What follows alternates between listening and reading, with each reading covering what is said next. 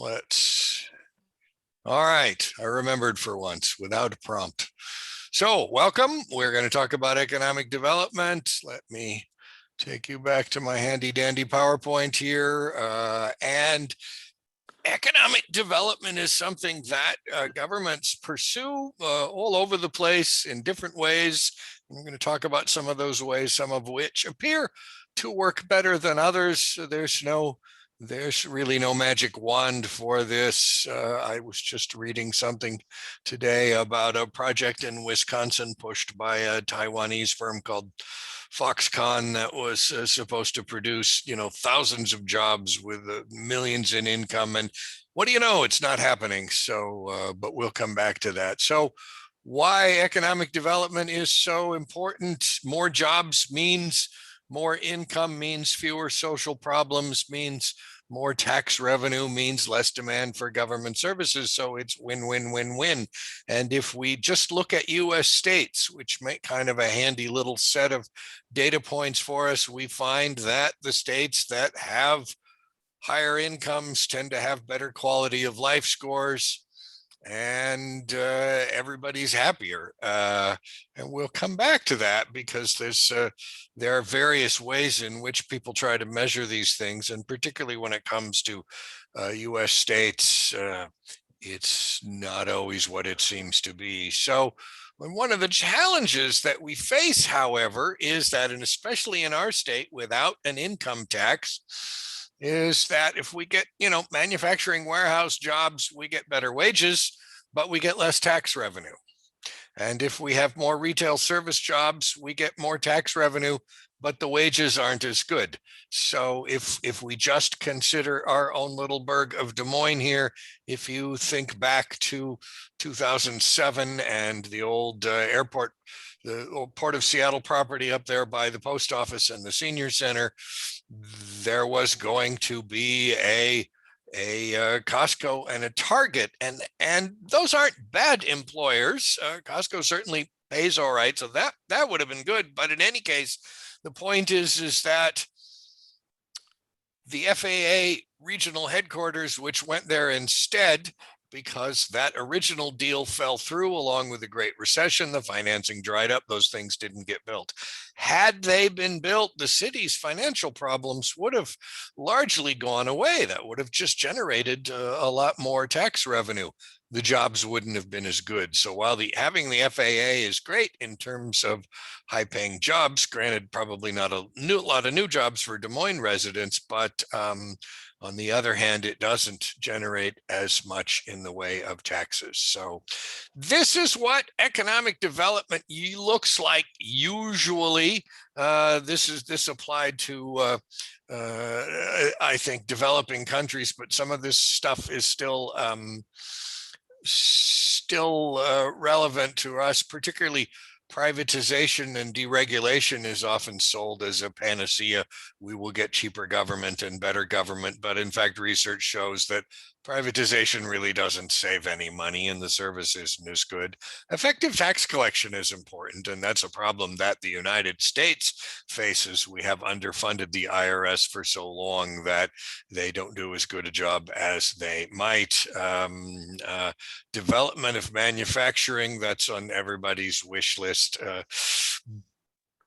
It just doesn't happen except for in particular circumstances.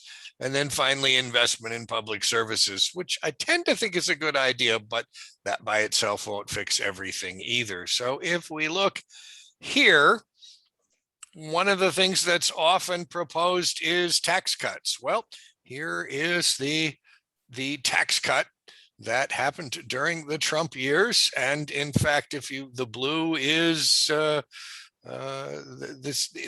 this is how the tax cut pans out over time. But if you look here consistently, the people who get the most money from it are in fact the top 1%. So the problem with tax cuts is that while they promise a lot of economic stimulus, they don't tend to deliver. And the reason they don't tend to deliver is that most of the money goes to the wealthiest Americans. I'm not an eat the rich sort of person, but the bottom line is that they simply don't spend enough to make the money trickle down. And a growing body of research shows that the wealth simply does not trickle down. So the other thing that tends to happen with tax cuts that makes them less effective is that they're often enacted during recessions. And under those circumstances, people get a little bit more money on their taxes back. They don't spend it. And spending is what makes the economy grow. They save it, they invest it, they pay off debt, and all of those things are fine. There's nothing wrong with that. Those are good for the economy, but in the short run, they won't stimulate growth. Now, another big promise is that, well, we will cut the red tape. We are overregulated, and if we can just get rid of the regulation, that will make the economy blossom. That doesn't seem to happen either, as we'll see when we look at the states in a minute. Regulation imposes both costs and benefits. It's neither all bad nor all good. So we can look at regulation as an expense in terms of what firms have to do to maintain safety. But of course, there's savings there if you have fewer injured workers on the job. So at best, it's a trade-off. So I don't tend to view that as something that's going to make everything better. Clearly, regulation can go too far. We have plenty of examples of that, but even less regulation isn't necessarily the answer. Now, recruiting big firms like Boeing, that's very popular. And in many other states, they're in a position to basically give firms money. You know, Wisconsin spent billions of dollars to get Foxconn to go there, and they're just not getting the payoff from it that was promised. And that just simply never happens. Firms tend to locate businesses for reasons that are not bad reasons, but they have to do with proximity to markets and availability of suppliers and availability of labor. Unless, of course, you're Boeing, which spent $900 million to move that plant, to open up that plant in South Carolina, to save $9 million a year in labor costs. One of their idiot executives even allowed that the reason they did this was to stick it to the machinists. The 787, as you know, was delayed by something like 3 years. And that was because Boeing scrapped the design build process that had worked so well with the 777. For several years, everything that got built in South Carolina had to be sent to Everett to get fixed, and now they're doing it all in South Carolina. I, at the time, infamously said, when somebody from TV Land asked, you know, why are you against this? I said, look, they're replacing people with an average of 20 years of experience with a functional equivalent of Walmart greeters. And that one quote was broadcast over and over and over again across the state of South Carolina. I got more nasty email than I've ever seen. People emailed my college president demanding that I be fired, et cetera, et cetera. But the truth of the matter is that Boeing couldn't attract enough workers. They had to recruit at trade schools all across the South just to get enough people to staff this factory. A few years back, they paid them a bonus, and the bonus was not because they'd done anything different other than get their work done on time for the first time. So one of the things that I'm increasingly stressing is that it might be time for us to think beyond Boeing, because I have no faith in the management of the company, and they don't seem to care about the people here as they once did. So that's a serious challenge, because that's an awful lot of good paying jobs. Nobody would kick out a firm like that. And people who say, well, we could get different employers, have no idea what they're talking about. That being said, it is difficult for us to count on them, as you saw with the 737 MAX debacle, where they cut costs, where they cut corners on safety to save money. I mean, ask those. I don't understand how some of those people are still working. If this company had any integrity at all, they'd be cleaning house. But oh well, what do I know? Here's what happens. This is sort of a regular rite of spring. All kinds of people and organizations, and especially magazines, publish business lists, right? Which state has the best business climate? And this seems to have something to do with tax rates. And so Texas apparently has the best business climate, according now. All of these states, most of them are in the South, and they have low taxes, and they have weak unionization rules, and they have less regulation. They also have much lower quality of life scores. You know, Texas leads the country in teen pregnancy. I don't think that's a point of pride. So the problem is that the so-called strong business climates, in fact, tend to lead to the lower quality of life scores. So debasing yourself in the face of business in hopes that they'll hire more people doesn't seem to be paying off for ordinary citizens. So it is something of a stroke of luck that the founding fathers of Washington made it so very difficult for governments here to just give money away in search of jobs. So here again, here's another one. How does your state rank on corporate taxes? Texas does not score very well in this survey. Every survey seems to come up with a different, with a different ranking, a different result. As one guy I read said, look, these things are there to sell magazines. They don't represent actually good research. So when you hear this stuff, take it all with a grain of salt. Washington ranks number 44. I don't really understand how that is, because we don't have a corporate business tax. We have the B&O tax, which has all kinds of exceptions and is actually a fairly low rate of tax. And it seems to persist largely because it's good for big firms, and there are so many exceptions that even though it's still a major source of revenue for the state, it's not putting companies out of business. So, but then if we look at it a different way here, and I'm going to go to this one and come back to that one. So here again, this is U.S. News and World Report, which is a kind of publication. But in any case, they looked at all the states and said, which ones are best to live in? Hey, what do you know? We came out number one. And if we look down here, these states with the allegedly best business climates, those are not places where you want to live. A guy I've worked with for some years is retiring and moving to Georgia, and the first thing out of my mouth was, whatever for? Well, something for everybody, right?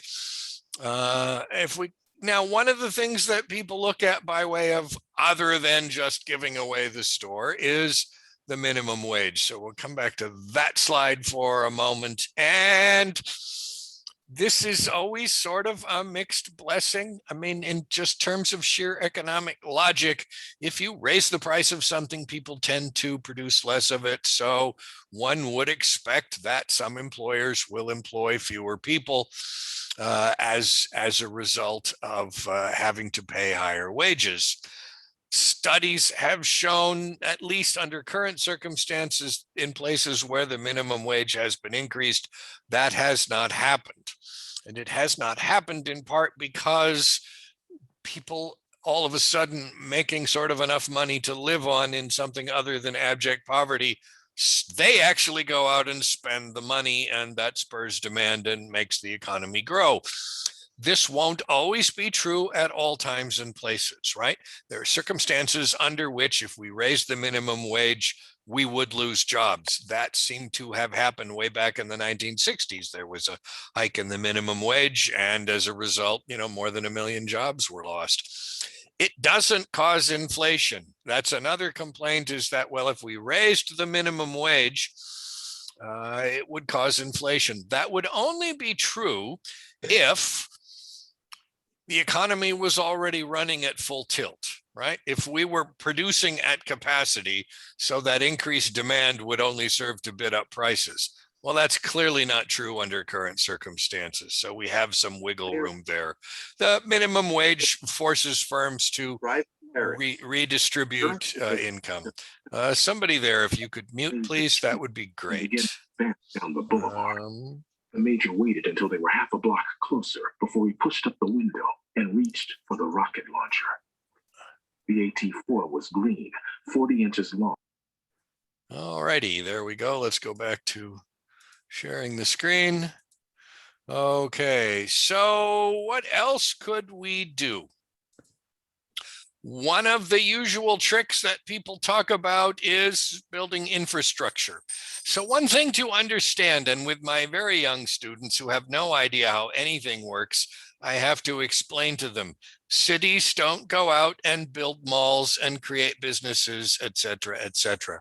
Cities and counties and states and to some extent countries, they can create the conditions for economic growth, but they don't necessarily cause economic growth at their own. The bigger the government, the less true that is. But when we look at our local governments, really all they can do is sort of make it so that if business decides to come here or somebody opens a business, they have a better chance of succeeding. So infrastructure, roads and bridges and transportation facilities, all of these things can help.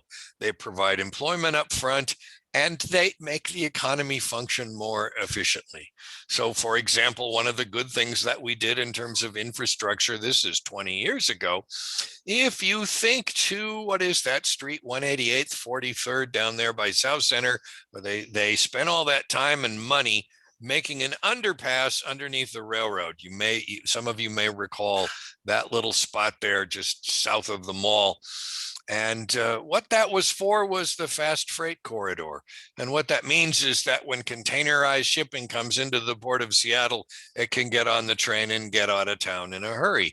That was a worthwhile investment that makes our port more competitive, and the port produces an awful lot of jobs, whatever else you might think about them. So, and they tend to be good jobs, family wage jobs. Now, another thing that comes up, another kind of infrastructure, and this is sort of interesting, is sports stadia and event centers. And studies have shown that big sports stadiums are a drag on the economy. I mean, there are reasons to have professional sports in your town, and for the most part, they don't have anything to do with economics. It's an entertainment option. There's nothing wrong with that. It enhances the cultural life of the area, but they don't produce a lot of jobs. They don't produce a lot of good paying jobs, and and really, they're not that busy. I mean, if you have a Major League Baseball team, they have what, 80 some home games a year. I mean, that's not very many events, is it? So here is Showware down in Kent, and this is an interesting example of how this can work. What's near there, of course, is Kent Station. All of these things have to be subsidized, right? Anybody builds one of these things and tells you it's going to pay for itself, they're either lying or stupid. And I do mean STOOPID, stupid, because they never do. And all three of these that we're going to look at have to be subsidized. In the case of Showware, because Kent Station is nearby, it drives a lot of business to Kent Station. And that's where the city of Kent makes back its money. They get sales tax from all those stores and restaurants, and they're busier because there are events at Showware. So that's worked out okay for them. And the land that they put this on was pretty much unused at that point. So it didn't displace too many jobs. Once upon a time, there was a board and chemical factory there, but I think this was gone by then. The city had sort of the foresight to buy this land, buy the land that Kent Station was on, find developers who were willing to put this up. But they do have to subsidize this, and they don't make any bones about that. Now, this is Town Toyota Center in Wenatchee, and this one is almost in some ways kind of comical. I interviewed the mayor of Wenatchee, who's also on the Public Facilities District Board, and he kind of hemmed and hawed, and he said, "Well, we get more events here than we would have gotten before, and that's not a bad thing."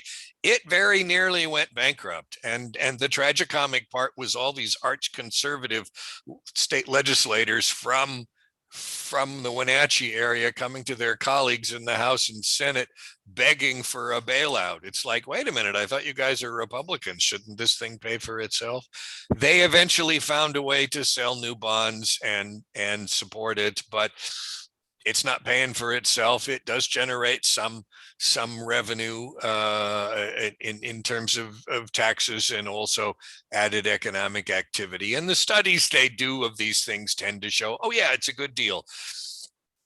If it gets close to breaking even and it provides more cultural opportunities for people, I think that's fine. But you can't talk about these things as, oh, this is going to, this is going to revitalize downtown, etc. We don't know that. Now, this one, the Performing Arts and Events Center in Federal Way, which is a lovely facility. it's still not paid for. Um, they thought they haven't managed to sell the naming rights. They thought they'd get more money from a tax credit that they didn't get very much money from. They did get some money from the state. The idea was, and I credit the city for sort of taking an active approach. I'm going to pause for one moment here and deal with my now 16-year-old dog who's huffing and puffing and needs to go out. So we're just going to take a brief break and I will. Okay. Back to the Performing Arts and Events Center. So if you know anything about downtown Federal Way, Federal Way tried for 20 years to become a city, which didn't happen until the early 90s when they finally excluded the Redondo area, which ended up being part of Des Moines. And that was sort of an odd decision. But in any case, in the interim, Federal Ways, what would be Federal Ways downtown developed into one of the world's great giant strip malls, and then the malls went away, and there was vacant land and not pretty and chain link fences, and there was no there, and the city officials realized that they needed to do something, or this would just become sort of this post-industrial wasteland. And so the idea is buying land, building the Performing Arts and Event Center. And like I said, it's a lovely facility, and it's bringing in, once again, cultural opportunities that we might not have otherwise here in South King County, in the hopes that it would generate economic development around there. So they bought some other land, they put in a park, they they spent $3 million on steps to connect the park to the Performing Arts and Event Center. As one of my students said when the mayor was there a couple of years ago, you spent $3 million on stairs? I thought it was a fair question, but in any case, it hasn't paid off. In part, they bought some more land there, and they found a developer who was going to put up a hotel, and this would have been a great step in sort of this redevelopment effort. Somehow they didn't manage to get the development rights to this land, and the guy who still owns the development rights wants like another $3 million before it can be used. So it hasn't worked yet. I don't fault them for trying. If they manage to make happen what they would like to see happen, you'll get a lot of mixed use development in the area. Mixed use development is an idea whose time has really come. And what that means is that you have structures where you have perhaps retail and office space on the first floors, and then residential space above that. And that creates sort of a ready-made market and a ready-made customers for people in that area. It's what happens in the rest of the world, and it tends to lower crime because somebody's always there. So I wish them well with that. Anything that helps South King County is good in my book. Now, other things that we might do. So here's an idea. Bob Hasagawa, so state senator from Renton. He's an unrepentant FDR liberal, and he thinks we should have a state bank. They have a state bank in North Dakota. North Dakota, having gone totally Republican, has so hamstrung its state bank. You can open an account there, but they don't issue credit cards. They finance some state operations, and that's Senator Hasagawa's idea, that if we had a state bank, we could use that to our benefit to finance things and save the people of the state some money by having earnings from this bank. I don't think it's a bad idea. Whether it will happen, I don't know. It's Washington, so we've had a study, and I bet we'll have some more studies before we're done. But Senator Bob keeps pushing for that. Now, here's a less obvious thing. I proposed this at a policy conference once, and everyone thought I was nuts. But state parks generate a lot of revenue, as we talked about a month ago when we talked about state agencies. This is Palouse Falls. I've never actually been there, but I'm not sure it's worth driving to Pullman. But State parks generate a lot of money in terms of ancillary economic activity. People spend money when they go to visit them. If they were adequately funded, that would produce jobs. And the great thing about state parks as an engine of economic development is that the parks are in oftentimes rural areas, and those are the hardest folks to help. So I mean, if I was the god of economic development in Washington State, I'd fully fund the parks and then some, because I think that would help. This has worked out well for us. Tourism is always sort of a mixed bag, because it does generate tax revenues, but the jobs that it creates are not always high paying, and of course they're seasonal. So the cruise industry has generated a lot of economic activity in Washington State. Port of Seattle has done well with this. People come here, and before and after the cruise, they're dropping millions of dollars into our economy. This is not a bad thing. Eco friends of mine tend to look down their noses at the cruise industry. They say it doesn't benefit everyone equally, and it does generate some environmental concerns. So that's something to be worked on. Now, tourism sometimes can work almost too well. This is Leavenworth, and if you've been there, it's this fake Bavarian town. It's really lovely. It's a lovely setting. How this happened was a couple of guys from California bought a restaurant outside of town, and they thought something's got to happen here. And they stumbled across a town in California that had done this by turning themselves into some kind of Danish wonderland. Well, they did have a bunch of Danish settlers, so there was some a precedent for this. In the case of Leavenworth, it was simply a dying mining and timber town. And so they adopted this. The interesting thing about it is that in normal times, Leavenworth gets more tourists than the country of Iceland. Now, granted, Leavenworth is easier to get to, but they get an extraordinary number of people coming there. If you go there, you will see tour buses full of people who are probably from all over the world. There's nothing Bavarian about it other than the requirement of the buildings, but it's not bad. It's pretty. There's some good restaurants. There are wineries. There's a distillery. There's skiing and hiking and whatnot nearby, and lots of places to stay. On the other hand, so for example, a couple of years back, we went up there for the tree lighting ceremony in December, and there were so many people right about what we're looking at, right? It was wall to wall human beings. And when the tree lighting ceremony finally ended, we did not physically move for 15 minutes. And eventually we got to our car, and then it took us 90 minutes to drive 4 miles to the place where we were staying.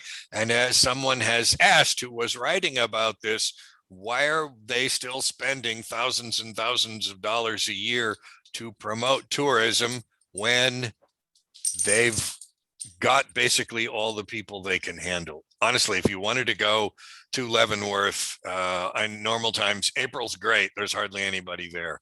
If you go in summer, if you go in fall, if you go through the Christmas season, it's just packed. It is just totally packed, but it's worked well for them. The challenge that they face, and I have talked to people who live and work there, the problem is that the people who work there cannot afford to live there. And so they have a real challenge with that. The local hospital keeps losing nurses because they can go to Wenatchee and make so much more money. So it's always a mixed blessing, right? Aspen, Colorado, I gather for a long time was the same way. They needed people there to work the tourist season. None of them could afford to live there. It was just too expensive. So this is a kind of overlooked thing. The arts.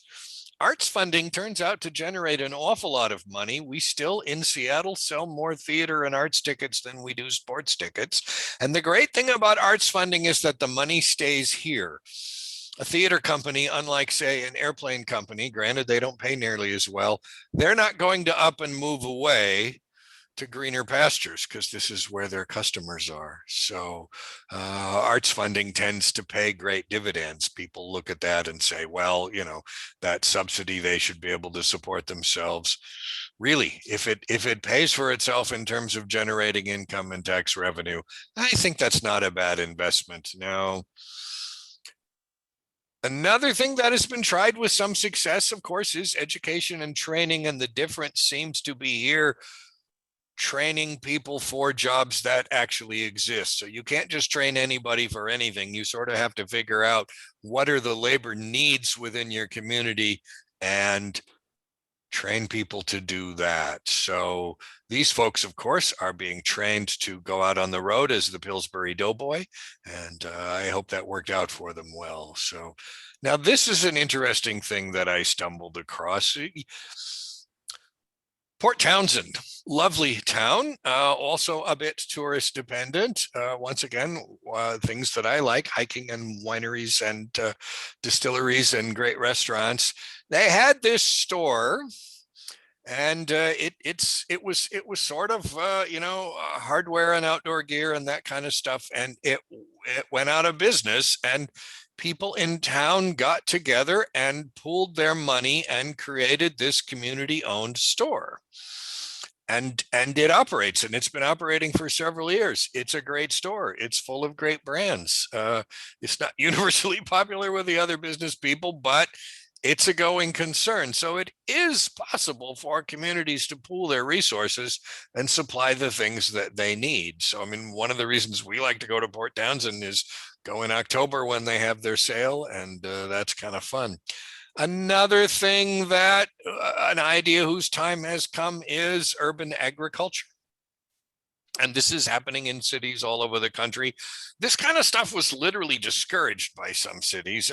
Zoning is always sort of a mixed blessing, but people are having success growing food in urban areas that would be otherwise sort of unused, and that produces jobs and income, but also provides better food for people who live in the neighborhood. Now, this is an example in our own town that is related to that.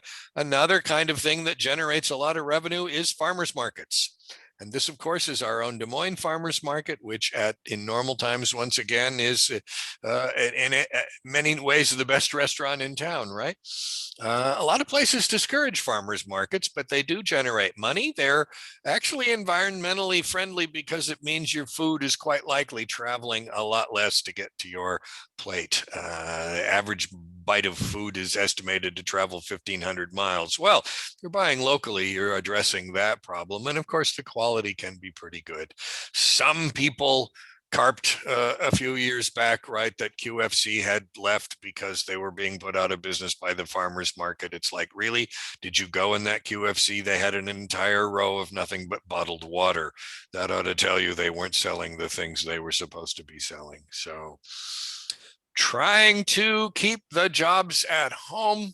The Washington State ferry system some years back, legislators finally realized that buying ferries from Louisiana was just a lose-lose situation. They had to get shipped all the way here. You were saving money up front, but losing money on the back end. If you had the ferries built by local shipyards, that keeps the jobs and money at home. And some people quibble about this every once in a while. I think it's still working pretty good. The biggest challenge that we face is that there aren't many shipyards that qualify, and that apparently has to do with whether they have appropriate apprenticeship programs or not. That's something that clearly needs to be looked at, but that's a challenge. Maybe the answer there is that you help these other firms start apprenticeship programs. Port districts alone among state governments in Washington State are able to sort of move a little money in the direction of private businesses that I think might be a good task for them. So something to think about there. Now, let's say we manage to get economic growth. We come to the paradox of growth. This is the whole reason I have a doctorate, right? My one single idea in the enormity of my miserable life. States, communities, cities, counties, everybody tries like heck to grow economically. And then what happens? Sometimes they succeed. And then all of a sudden you have higher housing prices and more traffic and overcrowded schools. And is your tax system up to snuff to take advantage of this economic growth? Washington's, of course, is uniquely not situated for this. And then you try to manage the growth. And the problem with this is that the things you can do to control growth impact the people who are here every bit as much as the people you were trying to chase away. If I had to choose between these two problems, abject poverty or the paradox of growth, I would choose the paradox of growth. It's much easier to manage growth than it is to manage contraction. But that being said, I think my overall message is that we need to continue to think creatively about other ways of spurring the economy, not just in the urban areas, but in the rural areas, especially. Those folks count in my book.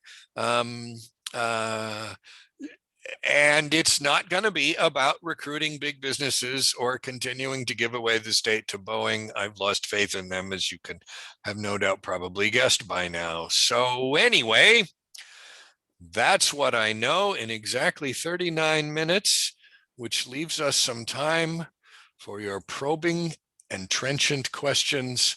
Thank you, friends.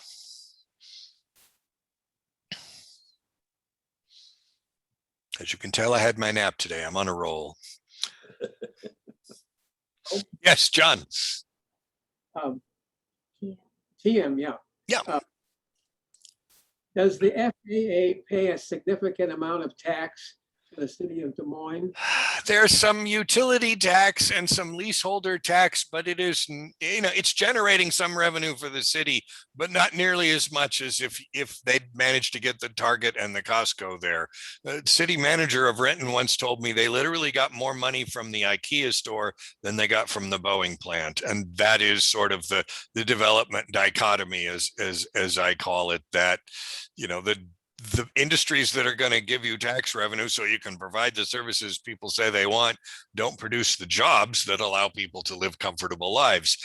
I'm not saying those jobs aren't important. I think there's dignity in all labor. I'm never going to look down my nose at somebody who's working, trying to do something. But in terms of managing a community, it's a big trade-off there. So yeah, the FAA center does not generate a lot of money, and so far it hasn't, sort of, as far as I can tell. I mean, somebody needs to go up there and open a lunch restaurant, right?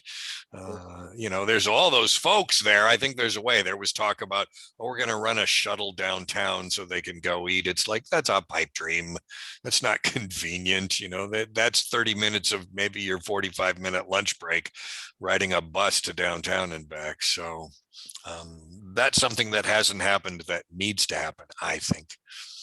How about these big warehouses that fill up the whole city of Kent? And also we have some share of warehouses out.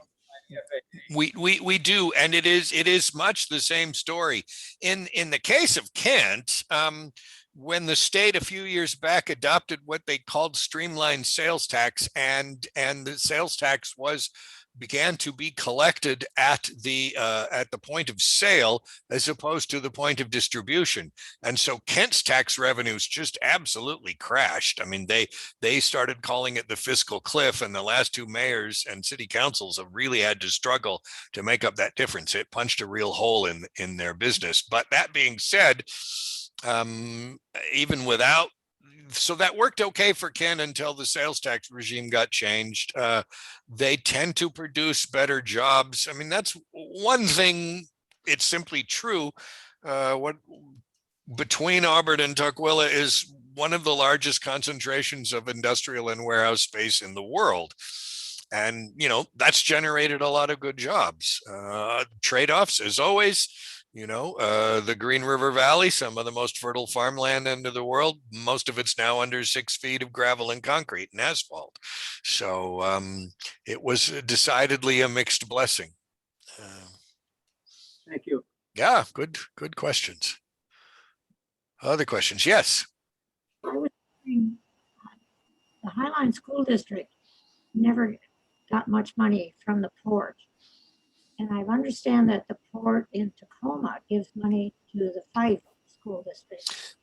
Probably, yeah. Well, the thing about the port giving money to the school district is, as long as there were lawsuits over the third runway, that sort of gummed up the works as far as that goes. I mean, Highline College, we're a state agency. We are almost alone in South King County in not trying to sue the bejesus out of the port. And as a consequence, every time we put up a building or remodel one, they come in and spend a couple $1,000,000 on insulation. As I'm sure I've said before, when I first taught there, you could be in the basement of a building, and if a plane flew overhead, you had to stop. No one could hear themselves. You couldn't hear yourself talk. You couldn't hear your students. And now you wouldn't know there were planes there. The other problem for the Highline School District was sort of a lack of planning. They literally built some schools in the flight path.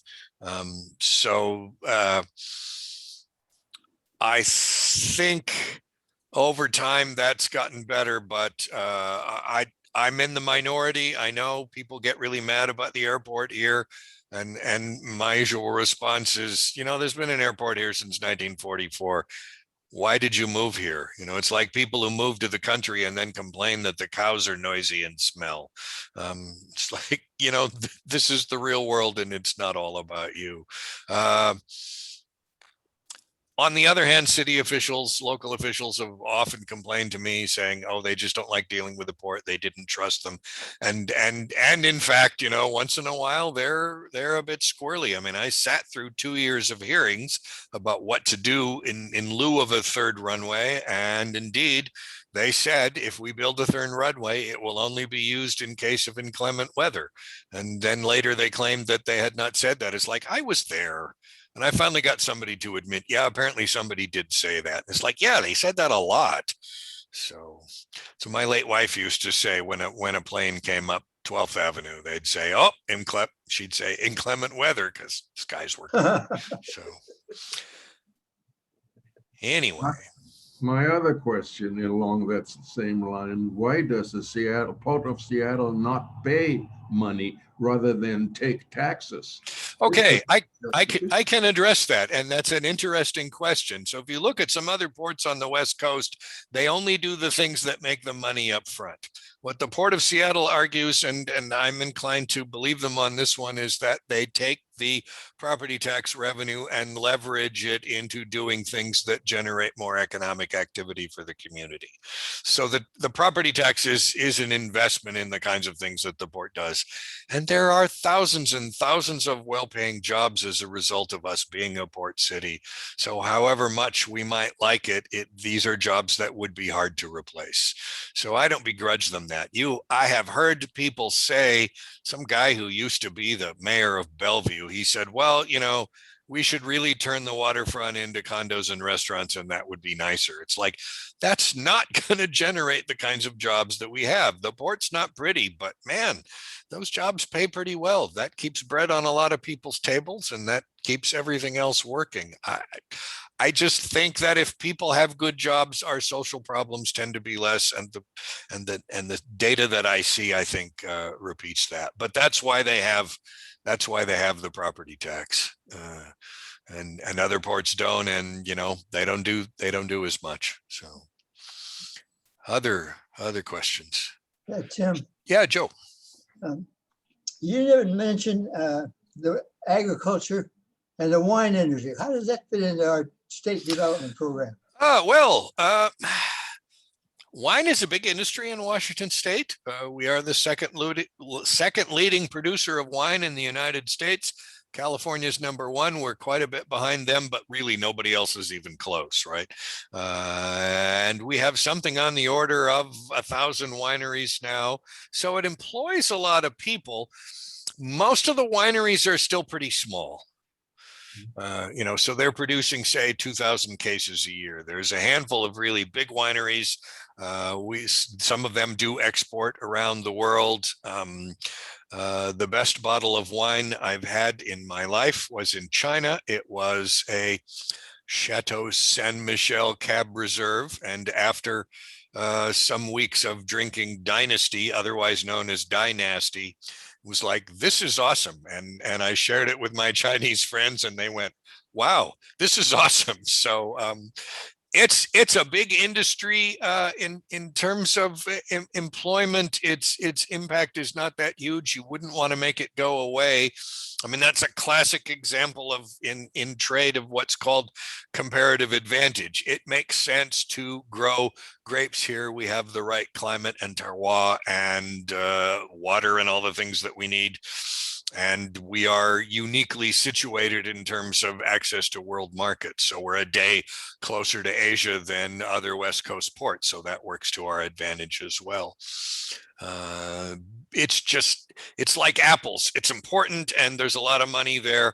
It's not actually that big. Agriculture as a whole is something like the second largest economic sector in the state. So that's something we need to continue to pay attention to. And of course, that really helps the other parts of the state. I mean, Puget Sound tends to do okay. What I worry about is the other parts of the state. You want them to do as well. They'll be happier, things will work better. So we lead the world in production and the country and sometimes the world in production of an amazing range of crops, hops, and we lead the country in growing sweet corn. I mean, the kind of stuff you get in your can, right? Obviously, all kinds of fruits. The only place that grows more apples than Washington State is the country of China. So that's quite a comparison there. Hay is a big product. We ship a lot of hay to Asia, and this is in part because somebody realized, hey, we have all these containers that come over with products from Asia, and they're going back empty. What if we fill them up with hay? So we're shipping dead grass to Asia because one, the containers are available and the ships are going back anyway. And two, of course, they have less room to simply grow that kind of stuff for livestock operations there. So, But how does it contribute to the welfare of the state outside of providing a few jobs and some export? the wineries, The agriculture in general. agriculture. Well, it employs a lot of people. There's a lot of small businesses. There are, what did I read? Something like at least 100 farms in every county in the state. So it's still a big industry, and it generates. I mean, it's something like $15 billion a year in economic activity. So it's there's a chunk of change involved there.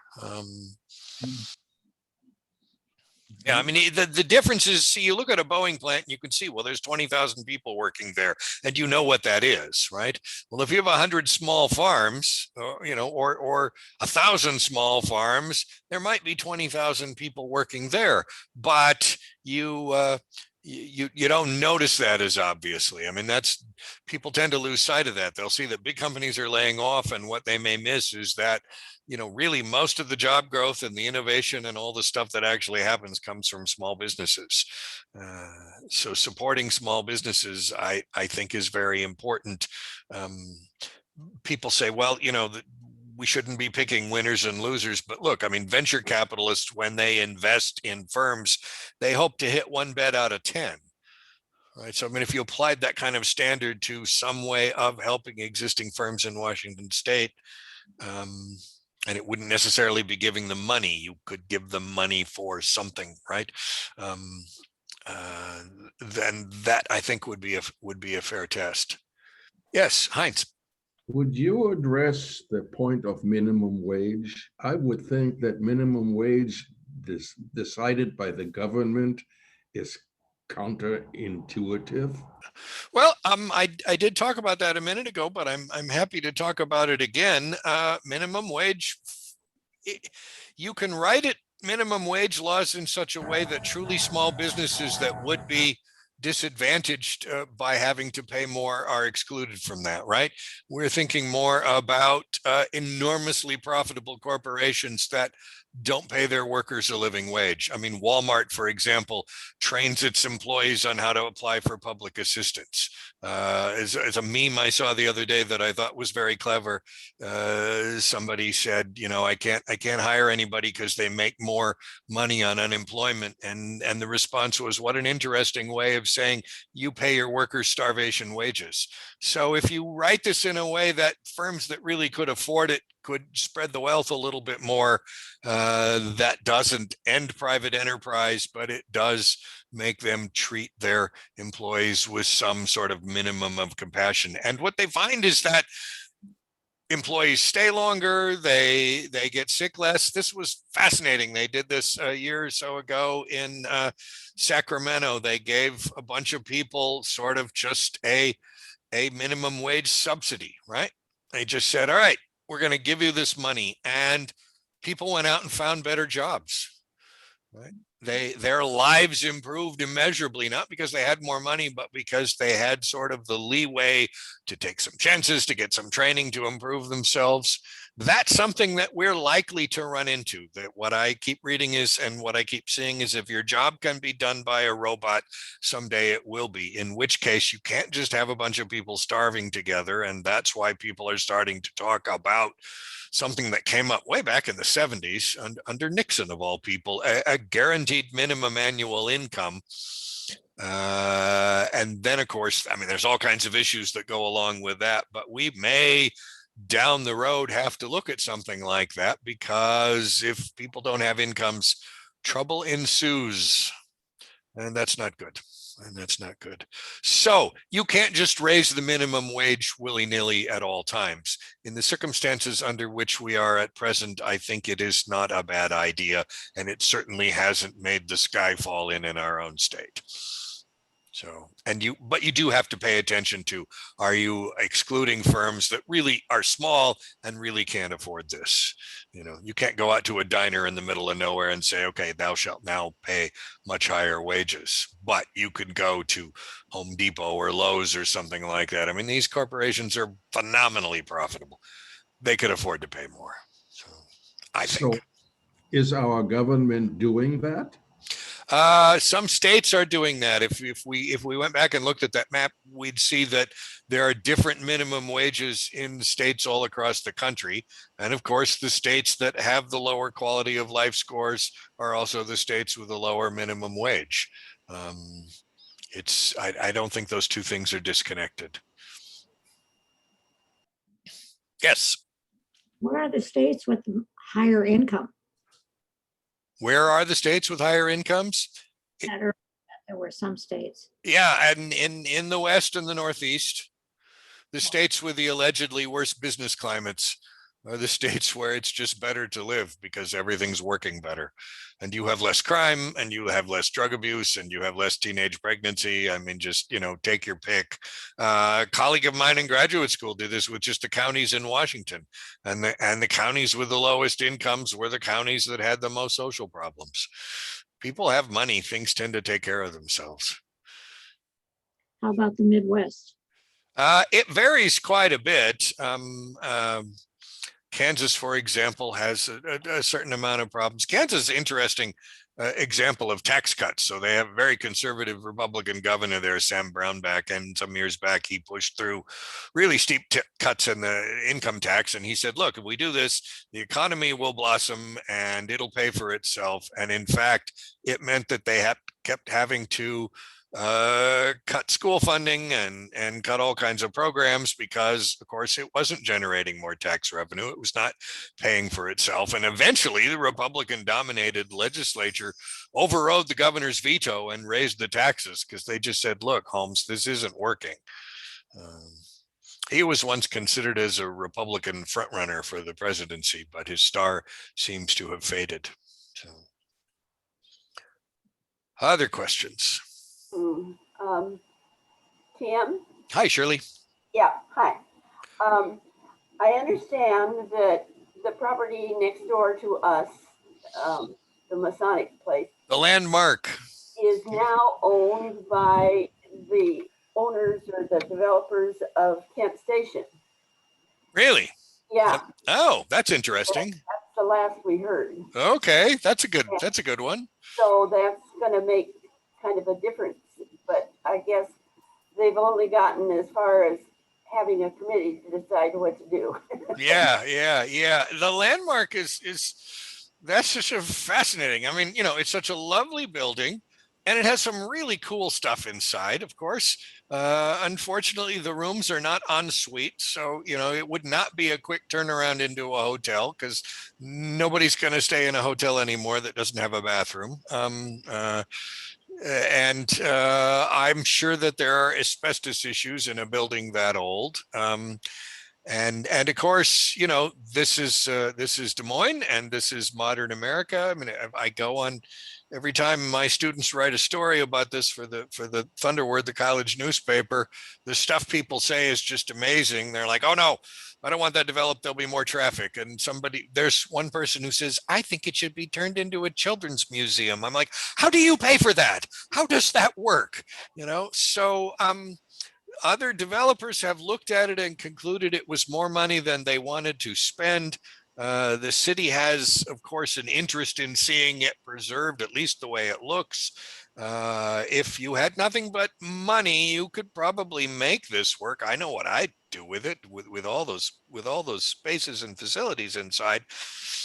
The number that gets kicked around is something like $20 million to refurbish the building, but that number is not apparently based on any actual evidence. What other people have told me, it's just that somebody said that once and now it's accepted as gospel, is that's what it would take to redevelop it. The Kent Station owners, now that's just one I haven't heard before. I don't doubt you, Shirley, but that's quite fascinating. My students have attempted to contact the people who own it and have not received any response. Certainly, traffic impacts would be something that you'd have to think about. The neighbors would not be thrilled. And we're the neighbors. And you're the neighbors, right? Yes. Well, who knows? Maybe it'll be a casino and you can just go and spend your children's inheritance there. I would sure like it to become something that would be of value to the community. Forgive me if I'm not in favor of the Children's Museum, but people suggest things like that. And I think, how's that going to work? Where's that pennies from heaven? I mean, how are you going to pay for that? So, and the city still needs stuff, right? The old city council made it so hard to do business here, and they relied on the sales tax equalization fund. And when that went away, we had nothing. I mean, Des Moines still has pretty much the worst per capita tax base of any city over 10,000 in the entire state. I mean, the only places that have tax bases as bad as ours are like dying towns in Eastern Washington. So it's like we're number 0. Yes, Joe. It seems like I hear a lot of people talking about political activity in the city of Seattle, doing things and adopting policies that are anti-business. How do they expect to survive and pay for their? Well, their that's it's sort of like when you go to a restaurant when the economy is booming and the service is terrible, because everybody has jobs and the people they have to hire really aren't very good at being servers. So I think there's nothing in Seattle that won't be fixed by a good recession. Now, I don't say that with any joy because recessions hurt people's lives in the short term, but I expect that eventually that pendulum will swing back. They're on the other end of the paradox of growth, right? They've got money and the city's got economic activity and rising property values, and on the whole, it's not a bad place. And when that happens, people tend to presume that everything is as it always will be. It's like babies. You will remember this from your own time as parents. When a baby cries because something has hurt it, I mean, oh my gosh, the depth, the angst, just the sheer horror of those cries, because the baby has so little experience, it thinks, oh my God, the rest of my life is going to be nothing but pain. And then you get older and you figured out, now that'll go away, right? Well, people tend to look at the state of the economy in those terms. If we're in a recession, This is apparently the new normal and this will last forever, despite having lived through multiple recessions. Same thing with booms. We're in a boom. We look at that and we go, aha, we've reached a permanent level of prosperity. And legitimate economists have said that multiple times. When you hear that, it's time to grab your wallet and run. But ultimately, I think that will sort itself out, and people will decide, I hope, that a little more balance is in order. And it's a little concerning that there's sort of nobody on the city council with anything like business experience. But that's a problem in city governments everywhere. I mean, I really do think you ought to have a balance, right? You can't just ignore the poor people and the social problems, but by the same token, you can't just ignore, the business owners. And there has to be a place at the table for everybody. So if they go too far, they'll know soon enough, and then the pendulum will swing back. You think then that it will be politically driven, this recession? Oh, no. Recessions are caused by much bigger forces than what the city council decides. So probably something else happens in the economy and we have a recession, and then everybody goes, oh my God, the sky is falling and we need to do something different. And then all of a sudden people care about jobs again. It's a uniquely Washington thing. I expect this happens elsewhere, but we really do seem to manage by crisis. We manage from crisis to crisis. And so whatever the next crisis is, then we'll get people to move. A guy told me once, it's a former state official, he said, back east, they know this is the land of process. I mean, if you just look at how long it took us to replace the viaduct, any other part of the country, they would have done that inside of a year. And for us, studies and votes and everything, and some decades later, we managed to replace it before it collapsed, which was something of a miracle in and of itself.